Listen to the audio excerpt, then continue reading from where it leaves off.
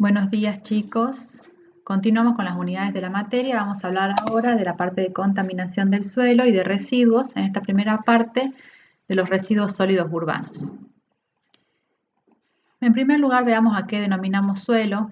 El suelo es el constituyente normal que está formado por una composición mineral, una composición inorgánica, una composición orgánica y además tiene componentes biológicos que son los organismos vivos que viven en el suelo.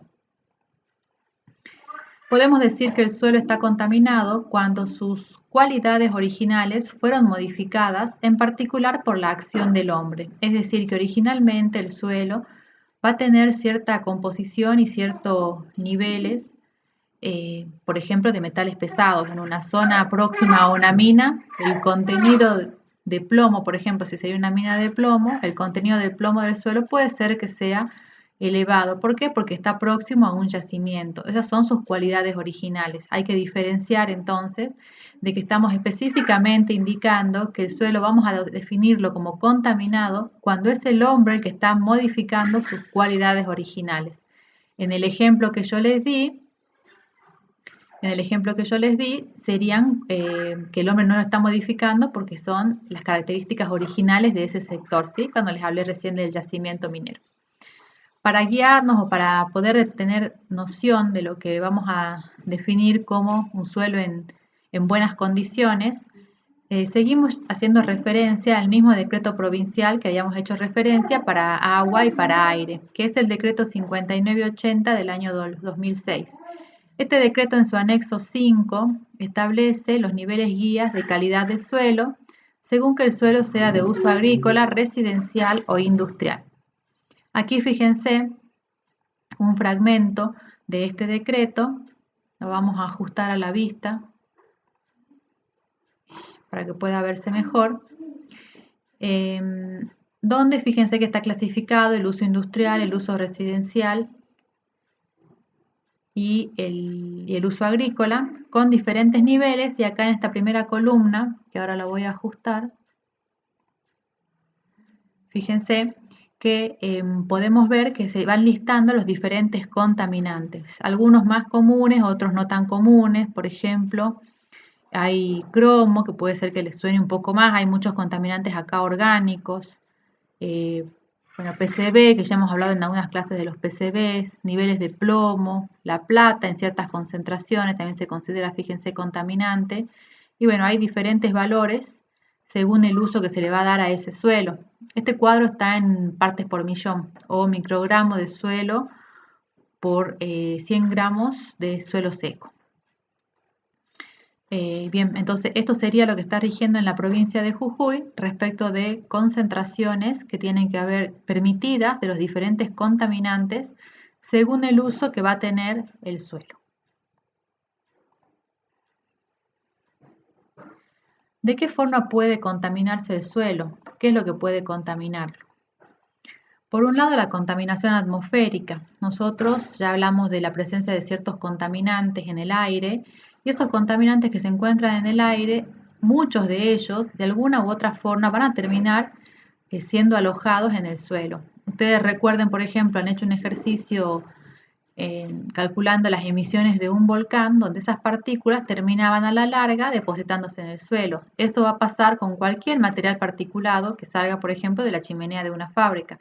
La partícula va a recorrer, según su tamaño, según el tipo de partícula que sea, va a recorrer cierta distancia y finalmente va a ser depositada en el suelo. Por lo tanto, dependiendo que se trate de una partícula inerte o bien de un metal pesado, puede provocar contaminación del suelo.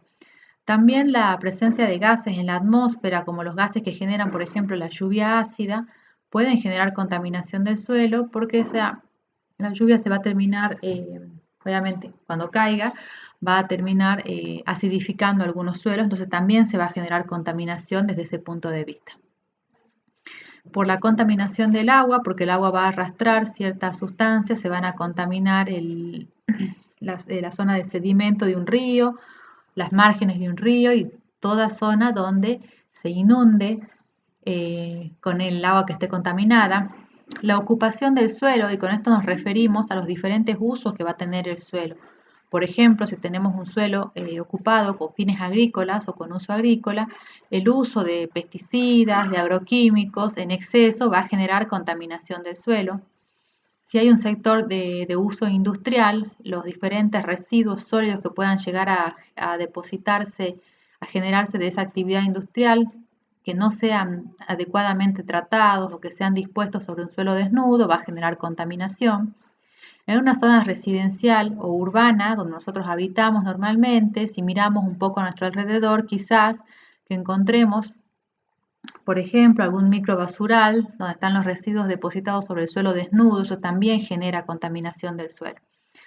Es decir, que los diferentes usos del suelo pueden generar diferentes tipos de contaminación. Entonces, un punto en el que acabamos de hacer referencia, que es muy importante, es el tema de los residuos. Los residuos, por su estado en general, vamos a llamar residuos en general a los que se encuentran en estado sólido, por lo general terminan siendo depositados en el suelo, no siempre en las condiciones o con las medidas de seguridad que tienen que tener y por lo tanto pueden potencialmente generar contaminación.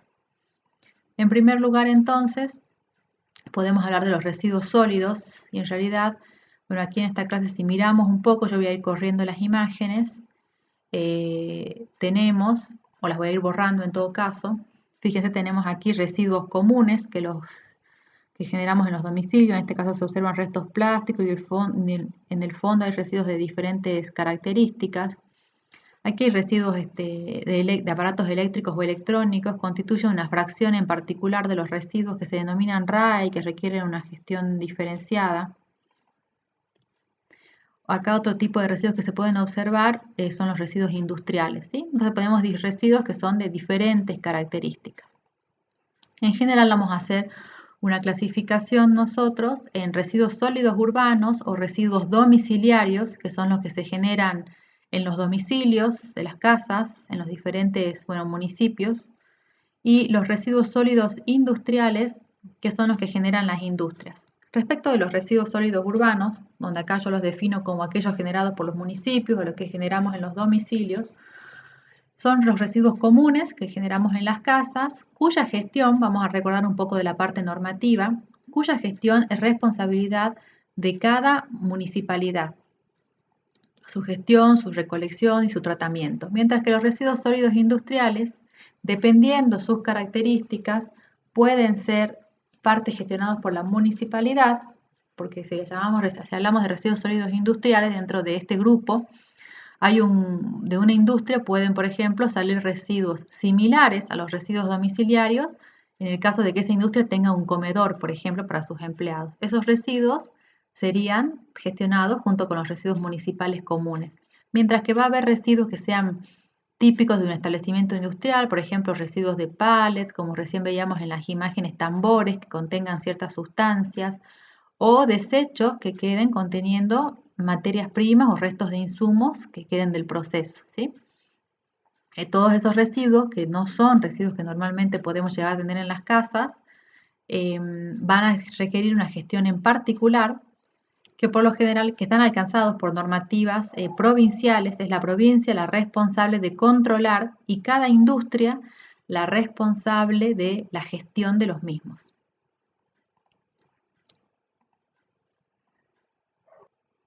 En primer lugar, entonces, vamos a hablar de los residuos domiciliarios. La generación de la provincia de Jujuy estaba en el año 2013 aproximadamente. Fíjense que están los municipios, como para que tengamos una idea así de cuánto se genera. Se estimaba en ese momento 1 kilo por habitante por día, ahora es un poquitito más. Y estos son los municipios que mayor cantidad de residuos generan en la provincia de Jujuy. 380 prácticamente toneladas por día, ahora debemos estar por encima de las 400 en total en la provincia de Jujuy. A los residuos domiciliarios o residuos sólidos urbanos los podemos a su vez clasificar en residuos no peligrosos y residuos peligrosos. Los residuos no peligrosos son los que generamos más comúnmente en nuestras casas. Por ejemplo, restos de fruta que constituyen la fracción de residuos orgánicos, envases plásticos desechados de bebidas, de diferentes productos que consumimos en nuestros domicilios, latas, pañales descartables, restos de papeles. Todos estos residuos son considerados no peligrosos. Y hay una fracción de residuos que también se generan en los domicilios que podríamos clasificarlas como peligrosos. Esta clasificación que yo les doy desde que comenzamos, dijimos sólidos urbanos e industriales, es una de las tantas clasificaciones que ustedes pueden encontrar respecto de los residuos. Entonces, y esta subclasificación que estamos haciendo, lo mismo. Es una de las tantas clasificaciones. No obstante, ahora vamos a hablar de enseguida vamos a hablar de esta fracción de residuos que se generan en los domicilios, pero que tienen características peligrosas, que sí están alcanzados por las normativas locales. Entonces, decíamos que esta fracción que generamos siempre en menor proporción en los domicilios, pero que las tenemos presentes en las casas, por ejemplo, alguna vez alguien pintó, renovó la casa y tiene un tacho de pintura, o tiene un envase de insecticida, o tiene restos de aceite, o pilas en desusos, lámparas de bajo consumo. Todos estos residuos se denominan peligrosos porque tienen cierta composición que es bastante más nociva que los residuos que nombramos anteriormente y por lo tanto requerirían una gestión diferenciada que por el momento no estamos otorgando acá en la provincia de Jujuy, pero que las leyes que regulan esta materia hacen algo de referencia, que enseguida lo vamos a indicar. En la provincia de Jujuy, la composición de los residuos, la fracción no peligrosa, fíjense que la mayor proporción está formada por materiales orgánicos, le sigue el papel, el cartón, los restos plásticos y en menor proporción metales, vidrios, y aquí pequeños tramizados se refiere a pequeñas porciones de residuos mezclados, ¿sí? Lo mismo que acá que el varios. Bueno, fíjense entonces, más o menos de acuerdo a nuestra cultura, nuestra idiosincrasia, nuestros estilos de vida, en el caso de nuestra provincia, nosotros que tenemos próximos zonas, por ejemplo, donde podemos abastecernos de verduras, eh, y dentro de todo llevamos una alimentación donde estamos acostumbrados a ir de compras, o sea, al mercado y comprar frutas, verduras para alimentarnos, no siempre vamos al súper a adquirir esos productos. Esa realidad no la tienen en todas las provincias de nuestro país, por ejemplo. Entonces, en otras provincias, de acuerdo a sus estilos de vida, quizás que, por ejemplo, Buenos Aires, capital federal, esta fracción de residuos orgánicos es mucho menor. ¿Por qué? Porque están acostumbrados a consumir alimentos ya procesados o preparados y quizás seguramente aumente esta proporción que son los plásticos. Todo esto depende de la forma de vida que lleve una comunidad. Bien, esto entonces forma nuestra fracción de residuos y de aquí fíjense la importancia de que comencemos a identificarlos y comencemos a adquirir técnicas de reutilización de algunos residuos o de reciclaje, o que comencemos a separar nuestros residuos. Y lo menciono directamente así porque si hay algo de lo que creo que nos vienen dando bastante educación ambiental en los medios en general o en la calle es respecto del tema de la clasificación, y creo que ustedes conocen también, es el tema de la clasificación y separación de residuos. Voy a hablar entonces de la fracción en particular de los residuos peligrosos de origen doméstico, que son esta fracción que mencionamos anteriormente. Estos residuos se definen como aquellos que tienen ciertas características de peligrosidad, pero como se generan en las viviendas, no están alcanzados por las mismas normas que regulan los residuos que tienen las mismas composiciones, pero que se generan en las industrias. Y no están alcanzados por esas normas también porque las cantidades tampoco son iguales a cómo las genera una industria. Sin embargo, deberían ser gestionados de forma diferenciada.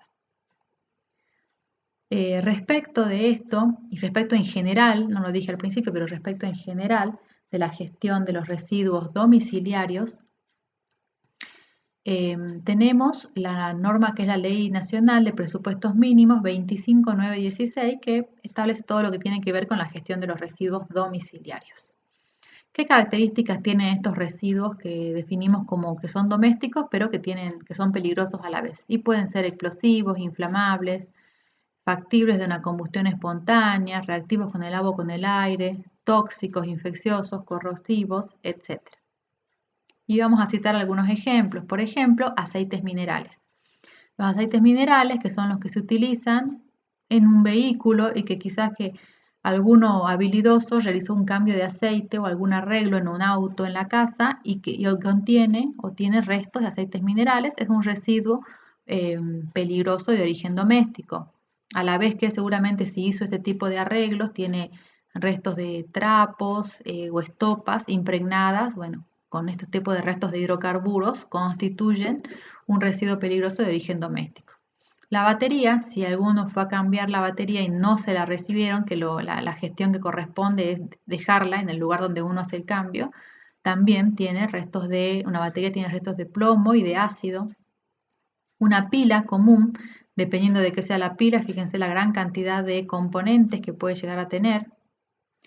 Restos de pinturas, vamos a tener como residuos los envases o restos en sí mismos de las pinturas.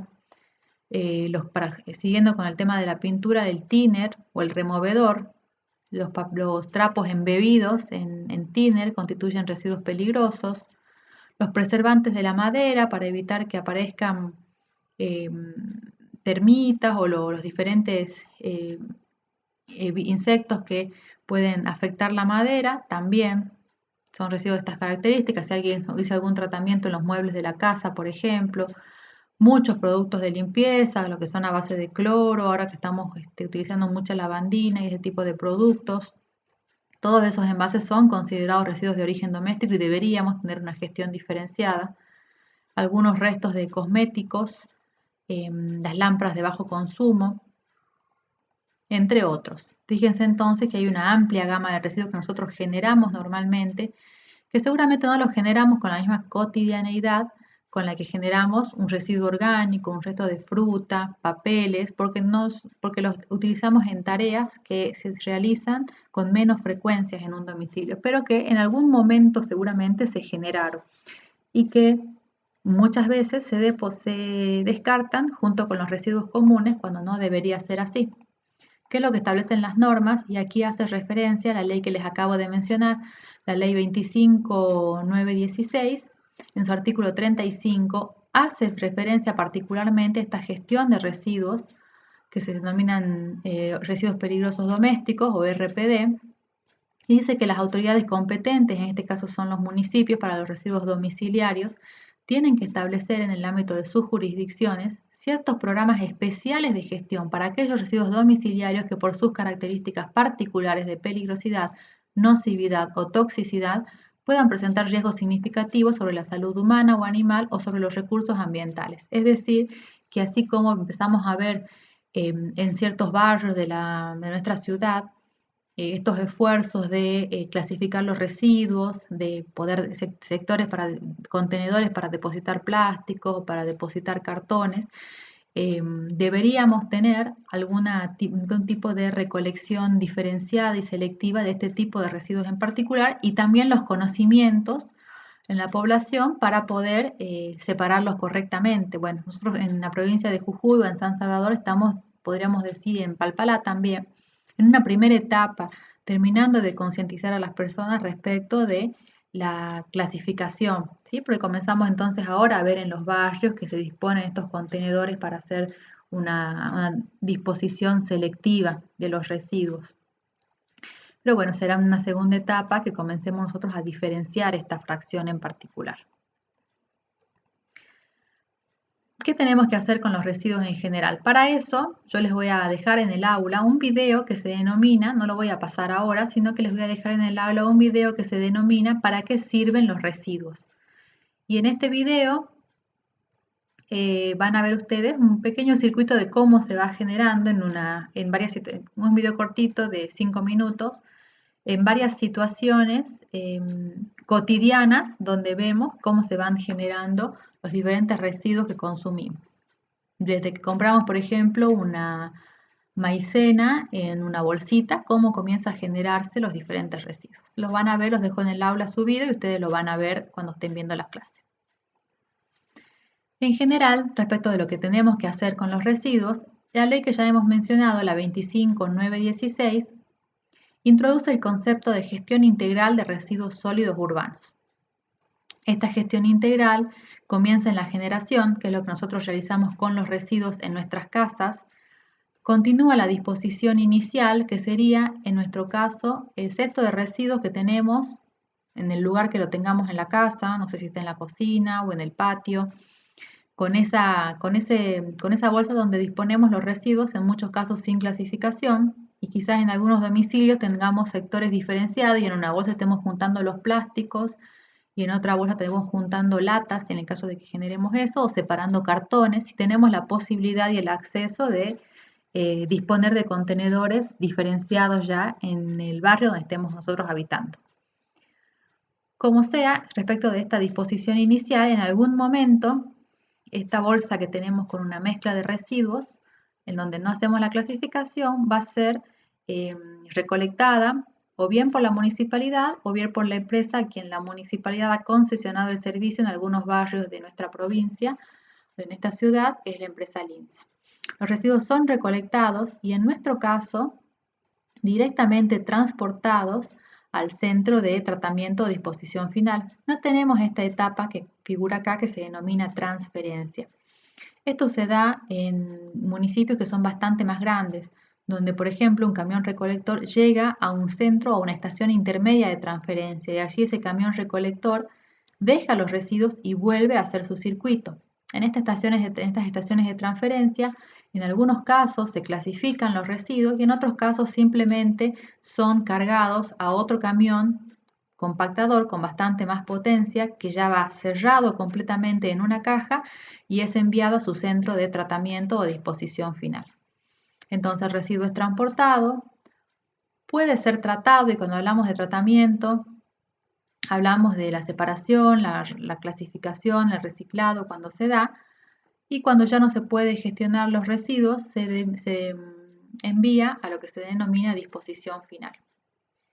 Veamos entonces, nosotros conocemos la etapa de generación porque es la que llevamos nosotros adelante en nuestros domicilios.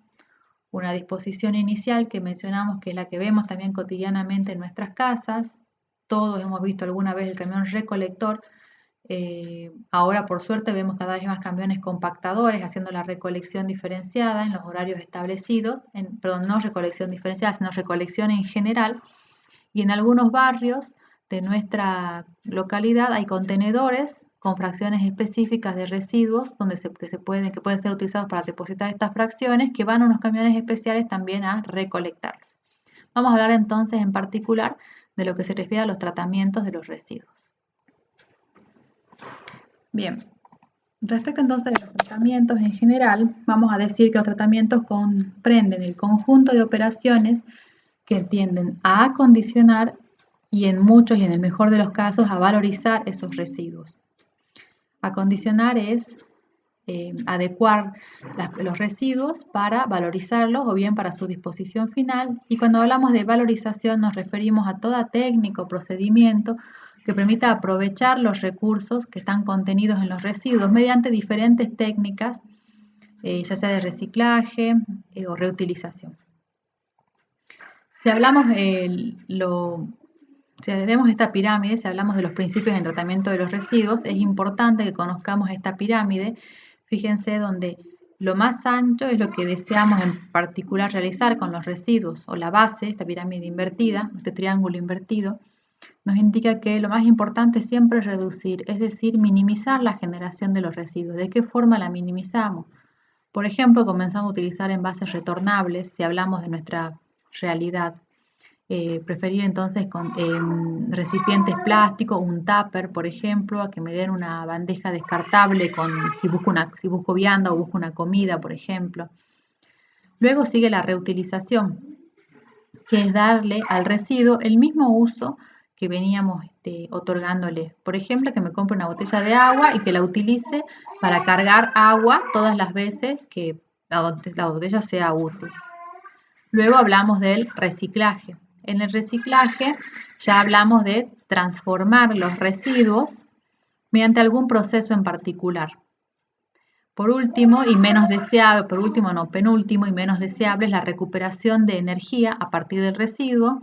Para esta acción no son viables de utilizar todos los residuos, sino aquellos que tengan cierto potencial calorífico.